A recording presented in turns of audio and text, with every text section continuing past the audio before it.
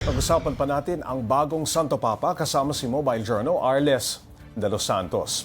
Arles, kamusta raw ba si Pope Leo noong bumisita siya noon dito sa Pilipinas? Magandang hapon, Pops J. Nandito tayo ngayon sa San Agustin Church, isa sa mga simbahan na pinagdausan ni ngayon Pope Leo XIV o dati Most Reverend Father Robert Prevost.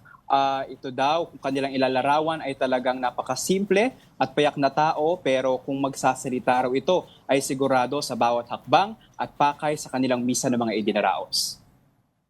Arles, in-expect daw ba nila na mahihirang na Santo Papa itong si Pope Leo balang araw nung mga panahon na yon?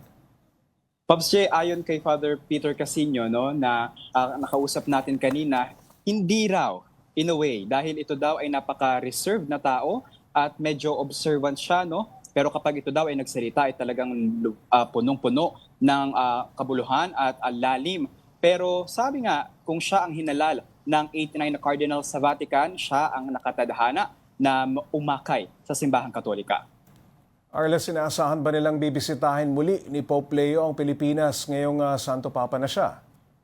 Yan daw, Pops J, ay kailangan pang pag-usapan ng Vatican mismo dahil maraming mga dahilan kung bakit at paano pumupunta ang isang Santo Papa sa iba't ibang mga bahagi ng mundo. Nandyan ang spiritual, diplomatic, logistical at mga pastoral consideration. Katulad na lamang nung pagbisita ni Pope Francis noong siya ay Santo Papa pa at nabubuhay nung tayo ay hinagupit ng bagyong Yolanda.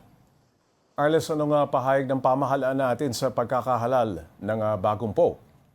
Pops J, kaninang hapon ay nagbigay ng mensahe ang Malacanang at nagpaabot ito ng pagpupugay sa bagong halal na Santo Papa at ipapanalangin daw ng Pangulo ang mabuting kalusugan ni Pope Leo XIV at ang tagumpay nito na mas ilapit pa ang mga kapuspalad sa ating lipunan at disadvantage sa simbahan. Maraming salamat, Mobile Journal Arles de los Santos.